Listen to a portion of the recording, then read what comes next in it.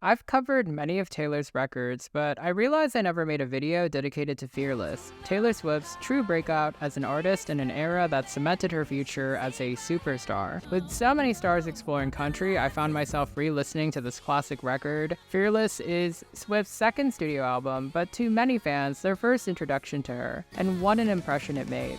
We're still present and watching 15 years later, 9 records later. I just realized this album turned 15, no pun intended. Fearless remains the most awarded country album of all time, winning Album of the Year and Country Album of the Year at the Grammys in 2010. It also won Album of the Year at the CMAs and the ACMs, the most prestigious country prizes in the country. Rolling Stone named it one of the greatest country records of all time recently. The initial stolen version has sold over 12 million copies worldwide and is certified diamond in the United States. I often ask the question about sophomore slump. This record destroyed anything that resembles sophomore slump. In this video, I'm going to talk about the Fearless era's history, ranging from its first recording in 2007 to its re-release in 2021, and then I'll go over each track one by one before assigning the record a score. The formulation of Fearless.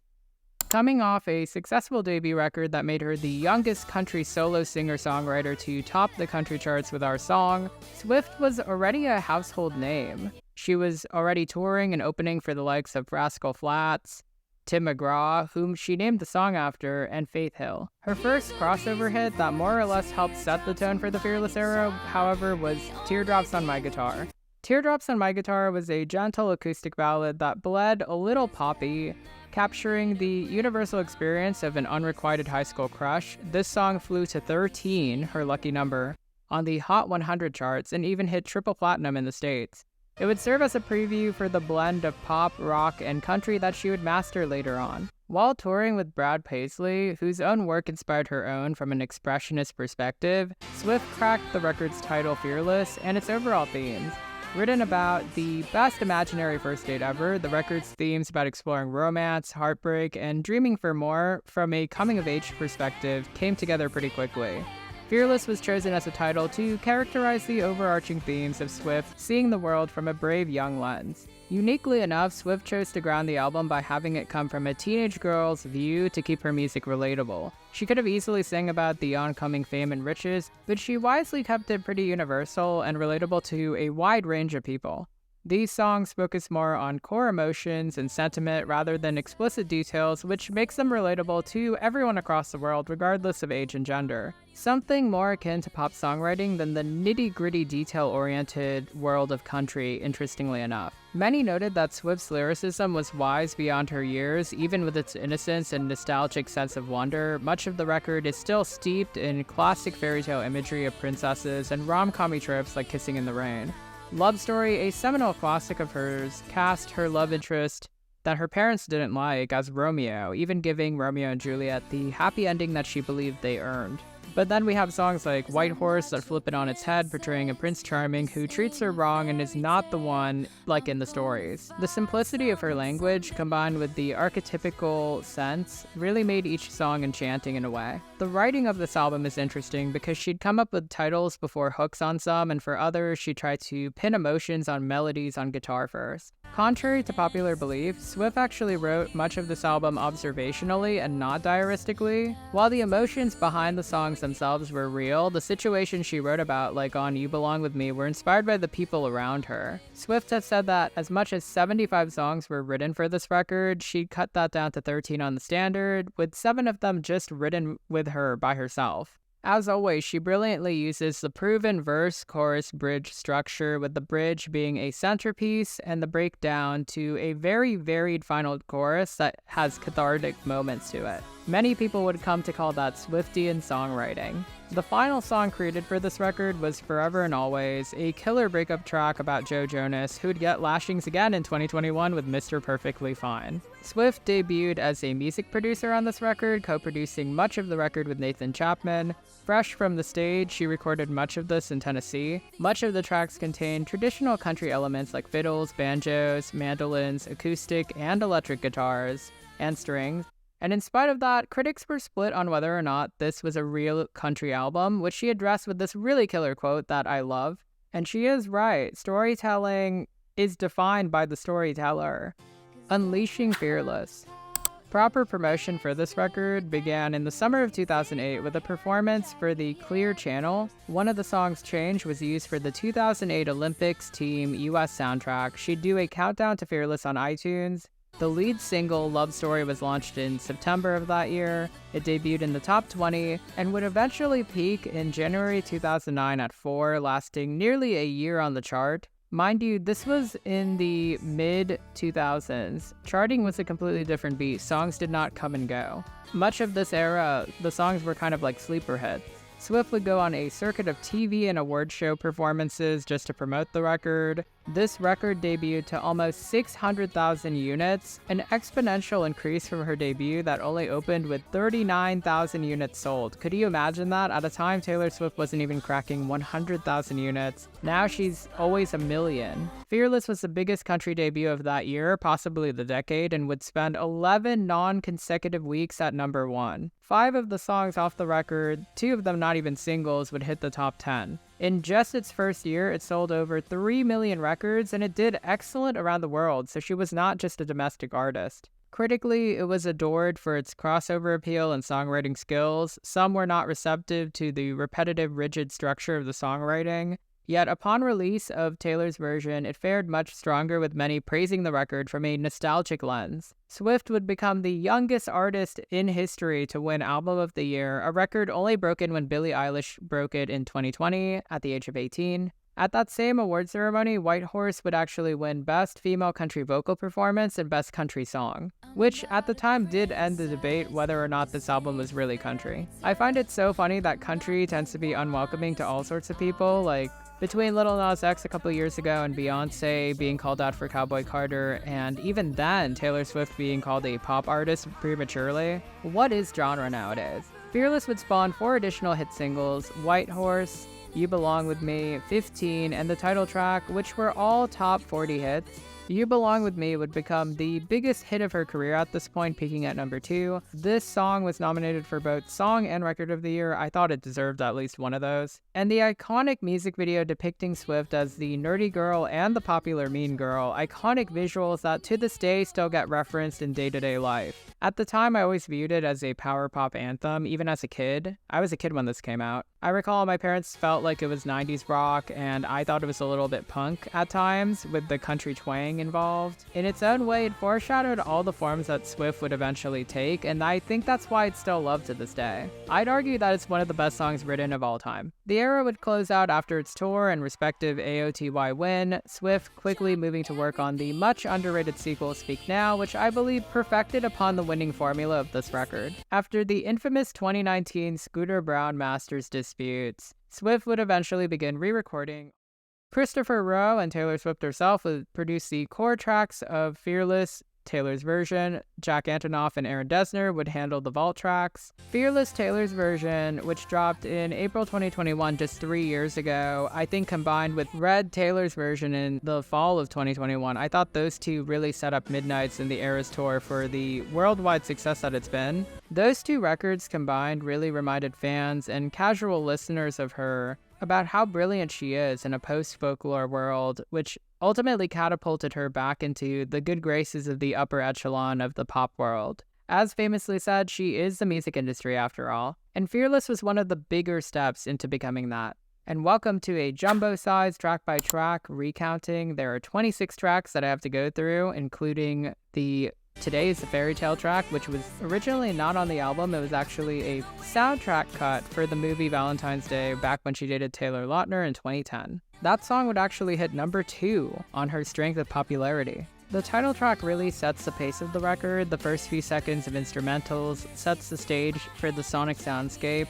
The first line, something about the way the street looks when it's just rained, starts this rain motif. She's thrilled to be with this guy who's asking her to dance in the middle of the parking lot, and he's just so effortlessly cool, making her want him. The absence of the chorus until the second verse is intentional because I think it's to build suspense, then we get the hook.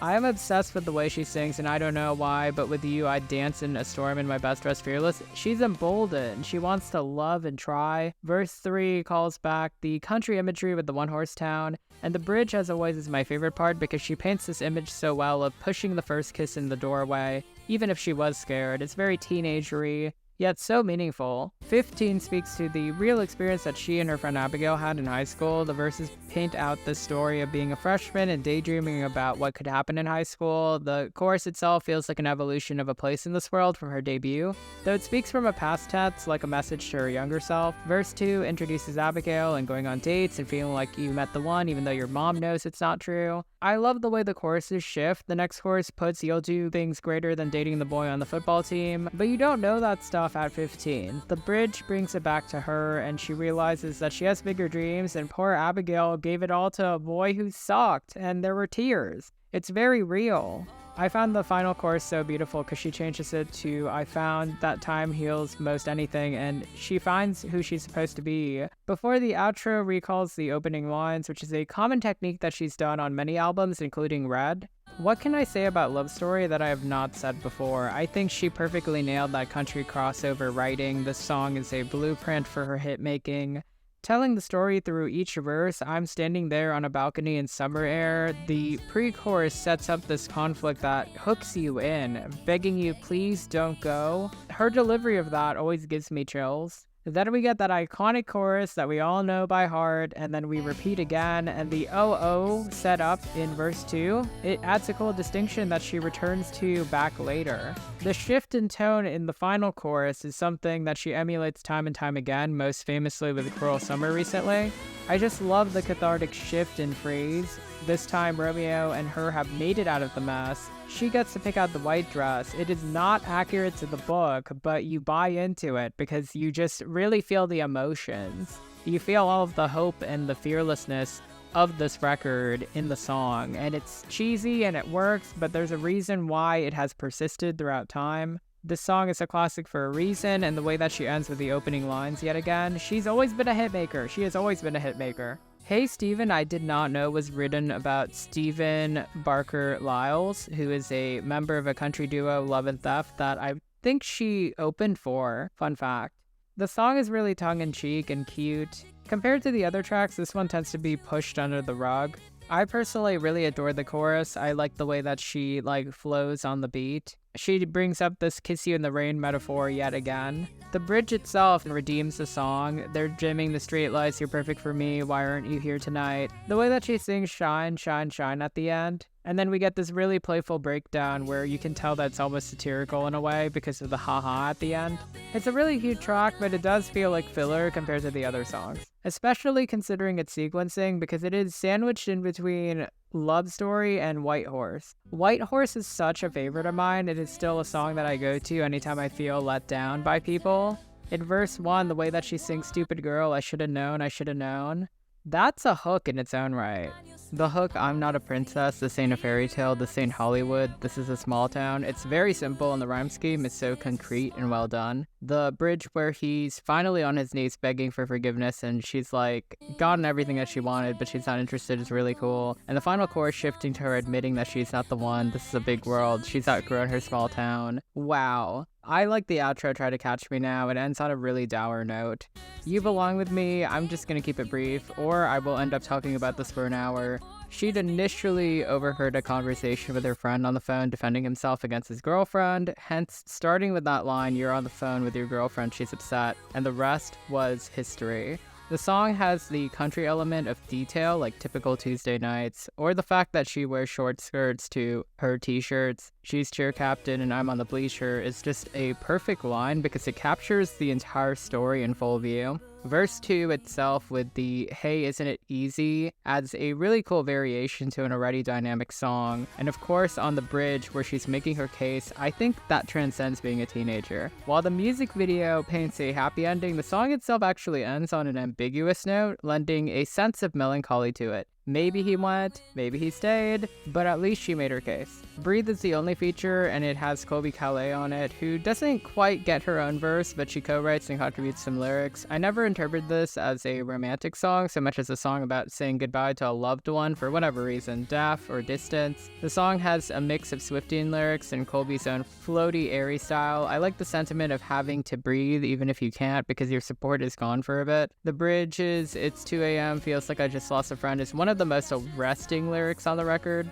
Tell Me Why is more of a country song with the fiddles and the twang and the delivery. It's a straightforward, cute little jam about being mad at a boy you like who just keeps on acting up. She employs the start and end book ending. The chorus itself is very chatty and unwieldy. Here's to You and Your Temper is a standout lyric for me, as is You Could Write a Book on How to Ruin Someone's Day. It's another song that I feel gets slept on often, but it's not really a standout.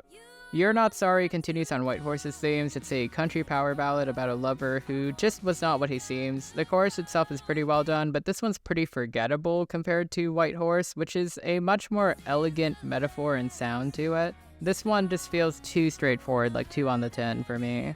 The Way I Loved You is a personal favorite of mine. I'm so glad everyone who slept on it found it when it was used for The Summer I Turned Pretty. It's about this whack, unstable, messy relationship that has her feel more towards it than the safe, boring one that she's currently in. I like the usage of Perfectly Fine because it eventually does get a call back later on. The chorus itself is perfection. Screaming, fighting, kissing in the rain. It's 2 a.m. and she's cursing his name. It's insane, and it's like kind of roller coaster love that you fight for, and she's recounting it, and she's wishing for it back.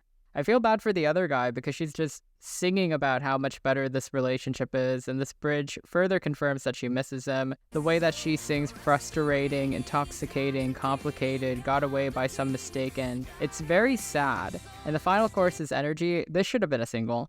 Forever and Always has to be one of my favorite tracks. I'm not going to talk about it much at length just because of how unhinged and brilliant it is. I almost feel bad for Joe Jonas, but she did what she had to do on this track. She threw the chair vocally, verbally, lyrically. It's just an evisceration of Joe. But that's what you get when you break up with a girl via text. Who does that? The Best Day shifts things towards her family, particularly her mother Andrea, starting with just being 5 in a pumpkin patch to being 13 and needing to drive out with her mom because her friends are just being so mean. The bridge points out her excellent dad and her brother, who's amazing, and growing up in a pretty house. It's this really sweet song about gratitude. The line, I love you for giving me your eyes, or staying back and watching me shine, never not makes me think about my own mother. It's one of my favorites. The standard album closes with Change, which originally was written as an anthem for Big Machine, and being the first artist to break out from that label, now on Taylor's version, she shifts the lyric to When the walls that they put up to hold us back fell down, a very subtle change to speak to how she's broken free from what she was before. She's become who she was singing about on the stolen version, which I think is a powerful statement. As a closer, I personally found it perfect. But then we got the platinum version, which added 5 new songs and Forever and Always piano version. On the stolen version, Scooter actually put these new tracks at the start, and now they're at their proper place at the end of the album. Jump and Fall really feels like an extension of some of the album's tracks about having a brief lover who she wants to be there with him towards the end. It's kind of a sister track to Fearless. The first verse depicts why she was even enamored with him, while the chorus itself is the best part of the song. Untouchable is a cover of Luna Halo's rock song converted into a dreamy, slow ballad that's very country. It was said that this was Scott Borchetta's favorite song, and Taylor had essentially covered it for him, which adds a sense of melancholy. For years, I thought that she originally had written the song from scratch because her reinterpretation was that good. Forever and Always on piano is cute, you get to really relish in the lyrics, but it lacks the bite of the original, and instead comes off as a very sad downbeat version about the hurt of it all. Come in the Rain is probably one of these 2 tracks that I'd argue should have made the standard, cause I'm a sucker for this kind of Taylor. The pre-chorus, talk to the wind, talk to the sky, talk to the man with the reasons why, and then that really romantic yearning chorus that's doomed by the narrative, I really love it. Superstar is one of my least favorite Taylor Swift songs. It's this song that's about pining after a celebrity crush, and I don't know, I can't relate. It sounds pretty, but it never captured my attention. The last track, The Other Side of the Door, is my personal favorite, and I wish that she would sing it live more. It treads some similar ground to The Way I Loved You, which explains why it got cut, but I do love push and pull dynamics when it comes to love. I really love the chorus, the imagery of this guy throwing pebbles out at this girl's window, wishing that he'd wait out in the pouring rain. I think it's great. And that bridge really does connect to that final chorus pretty well. The outro comes out of nowhere and evokes Cruel Summer's bridge to close it off. I just love when Taylor goes ranty when it comes to love. And just when you thought this video was over, thanks to Taylor's version, we have 7 more tracks to go. Today Was a Fairy Tale I personally believe fits Speak Now more, just because it's self-written and dated closer to that era and sound. Still, it's a pretty solid track that really leans hard into the fairy tale imagery that she's become known for. It's diaristic and simple, with some pretty repetitive lyrics, broken down by that gorgeous pre-chorus. The chorus itself feels very movie-ready. Can you feel this magic in the air? It must have been the way you kissed me. That would not work with any other artist. I feel like Swift makes it sound real. And here's the part where I kind of get a little bit harsh. The vault tracks on Fearless are genuinely the weakest selection to date, which speaks to how well curated Fearless was as an era. Still, there are some pretty good elements to each song. You All Over Me with Maren Morris evokes themes that she'd explore on Clean, singing about someone who remains stuck on her. Mr. Perfectly Fine is the best of the bunch. It's this catchy track that feels like a sequel to Forever and Always. It's very harsh, perfunctory, and clever. She keeps on changing the Mr. titles from Perfectly Fine to Casually Cruel because she's Miss Misery since he's left. It's such a clever little jaunty track. The bridge eviscerates who some believe is Joe Jonas. It speaks to Swift's latent pop writing abilities at a young age. We Were Happy talks about falling out with a former fling, kind of a snooze, sorry. That's One with Keith Urban has some retread vibes, but Antonoff's production makes this one mirror August in production a little, so I like to imagine this is a sister track sonically. Much happier though. The song Don't You doesn't sound really country to me, but with the Antonoffian production, it feels like a 1989 cut just a little. The vault tracks end with Bye Bye Baby, which ends the record on a meta note, but falls a little bit flat, like the most of the rest of these tracks do compared to the original 13. I'd have to rate it as a total package, this album as a 7.8. The core 13 by themselves would be closer to an 8.5. And while I do like some of the bonus tracks, it feels very bloated and less focused.